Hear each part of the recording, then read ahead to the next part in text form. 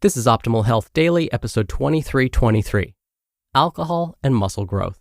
Does Drinking Kill Your Gains? By Cvoro of idealnutrition.com.au. And I'm Dr. Neil Malik.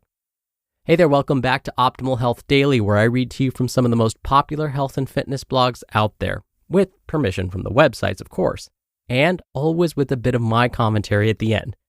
All right, I'm going to keep this intro nice and short, so let's get right to the post as we optimize your life.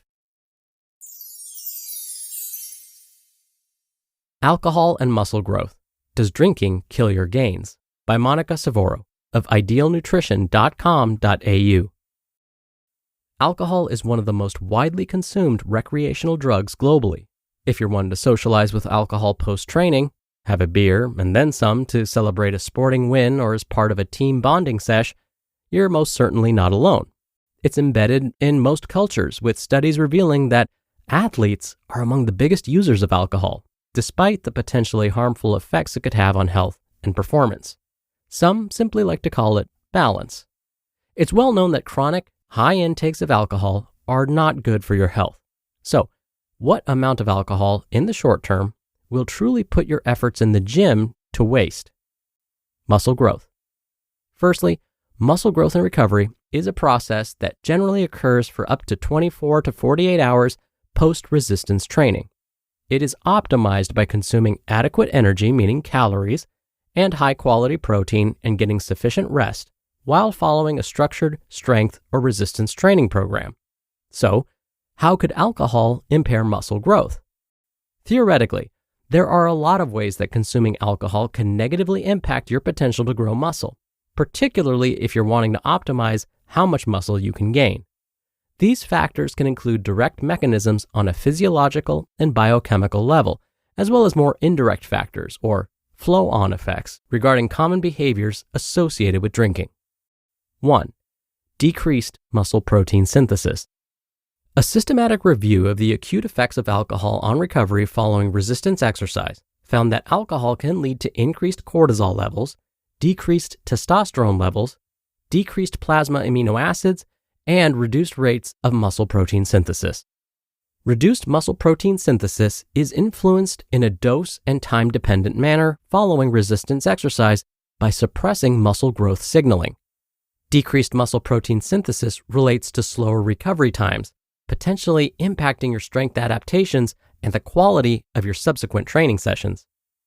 2. Hormonal effects. The dosage of alcohol and timing is further explored in a small study involving 8 male participants. They fasted for 10 hours before consuming 1.5 grams of ethanol per kilogram body weight. For reference, that's 120 grams of alcohol for an 80-kilogram male, equivalent to 12 standard drinks. Testosterone levels significantly decreased in all participants 10 to 20 hours after drinking, with this effect being more pronounced in the participants that suffered the most severe hangover. Growth hormone was also suppressed following alcohol consumption in this study. Since muscle growth and recovery last for 24 to 48 hours post-resistance training, reduced levels of testosterone and growth hormone may negatively impact muscle growth potential. So we may want to reconsider a big night drinking even within a day of our strength training sessions. Another study demonstrated a moderate intake of alcohol, meaning 30 to 40 grams, over a 3-week period was associated with slightly suppressed testosterone levels in men only. In comparison, smaller amounts of alcohol at 0.5 grams per kilogram body weight in healthy women led to a potentially unexpected increase in testosterone 45 to 90 minutes after drinking. This was found to be most prominent in women using oral contraceptives. Testosterone levels also increased in men within the testicles after a low dose of alcohol, about 2 to 3 drinks. However, this increase in testosterone is likely not relevant to the process of muscle protein synthesis. From a broader fitness perspective, a 10-week intervention called the Beer High Intensity Interval Training Study looked at moderate doses of alcohol consumption of around 0.5 grams of alcohol per kilogram body weight in participants undergoing a high-intensity interval training program. It concluded that moderate and daily beer consumption does not seem to greatly affect muscular strength or other physical fitness parameters. While these studies don't necessarily replicate some of the more common lifestyles regarding alcohol intake and muscle growth, the results are still interesting to note. 3. Dehydration. Alcohol is a well-known diuretic that can negatively impact hydration status. Dehydration is suboptimal for muscle growth and recovery. Namely, muscle requires adequate blood flow for the delivery of sufficient oxygen and nutrients to repair and grow post-training. Since dehydration decreases blood volume, this could impair blood flow and nutrients to the muscles, theoretically creating suboptimal conditions for the process to occur. 4. Alcohol and sleep. Alcohol leads to poor sleep quality and reduces the positive impact that physical activity has on sleep quality. Reduced sleep in both length and quality can indirectly lead to suboptimal recovery, since sleep is known to be where the magic happens regarding training adaptations and muscle growth. And 5. Alcohol made me do it. Alcohol not only influences your choice of whether to drunk text your ex or not, it can also influence your food choices, resulting in less than optimal choices that aren't exactly supportive of muscle growth. Alcohol can greatly impact your nutrition and lifestyle choices in the following days, when most of the muscle growth adaptations from training occur. Let's say you've just finished a Saturday morning gym sesh with your mates and decided to go out for a different kind of sesh afterwards. In the next 12 hours post-training, your only intake is pizza, chips, and alcohol, likely adding up to a very low protein intake. Add in a high intake of energy from saturated fats and carbohydrates, which can lead to excess consumption of total daily calories on top of becoming dehydrated and sleeping poorly that night. Well, all of this sounds like a recipe for suboptimal muscle growth and recovery. You might question, what if I still consume adequate protein post-training while drinking alcohol? A study investigated just that, with 8 physically active males displaying reduced rates of muscle protein synthesis with alcohol consumption and concurrent exercise, even when co-ingested with protein. The control group, meaning the group that did not consume protein, had a 37% reduction in muscle protein synthesis, whereas the group that consumed protein with alcohol still had a 24% reduction in muscle protein synthesis. Ultimately, alcohol was found to suppress the anabolic response, which could consequently impair recovery and adaptation to training. Summary. From research, we can see that the impact of alcohol on sporting performance and recovery is dependent on factors such as the timing of alcohol intake post-exercise and the amount of alcohol consumed. It appears that a few drinks after training won't completely write off your strength session or make your efforts in the gym completely redundant.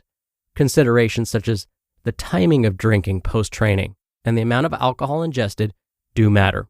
It's always a good idea to take into account other nutrition and lifestyle choices that you make around alcohol, as those could be adding extra obstacles to your muscle growth goals.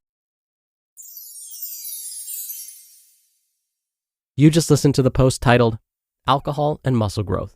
Does Drinking Kill Your Gains? By Monica Cvoro of idealnutrition.com.au. Business owners know that hiring the right people can be a real challenge. Make it easier with Indeed. Indeed is the hiring platform helping over 3 million businesses do it all. Attract, interview, and hire all in one place. Don't spend hours on multiple job sites looking for candidates. With Indeed's Instant Match feature, over 80% of Indeed employers find quality candidates the moment they sponsor a job. I especially love that if you invite these or any candidates of your choosing to apply, they are 3 times more likely to apply to your job than candidates who only see it in search. Start hiring now with a $75 sponsored job credit to upgrade your job post at Indeed.com/health. Offer good for a limited time. Claim your $75 credit now at Indeed.com/health. Just go to Indeed.com/health and support the show by saying you heard about it on this podcast. Indeed.com/health. Terms and conditions apply. Need to hire? You need Indeed. Dr. Neal here for my commentary. I want to go back to this idea of alcohol and sleep. I know that alcohol has been used for a long time to help people fall asleep. After all, alcohol is a depressant, meaning it slows the body down, almost as if it's preparing the body for rest. So it would seem to make sense that consuming alcohol would help with falling asleep. And it's true. But the problem is that alcohol will also interfere with our overall sleep cycle, meaning it may help put us to sleep, but there's a type of rebound effect that happens when the alcohol wears off. So once the body has cleared some of the alcohol out of our systems, the body then starts to wake up. Now, we may not wake up completely, but it can pull our bodies out of one of the deeper phases of sleep and keep us in a lighter sleep stage. So we may end up feeling less rested when we finally do wake up, and missing out on minutes and hours of those deep sleep phases may lead to us missing out on that important recovery time.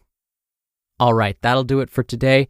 Don't forget, I'll be back here tomorrow where I'll answer your questions on our usual Friday Q&A.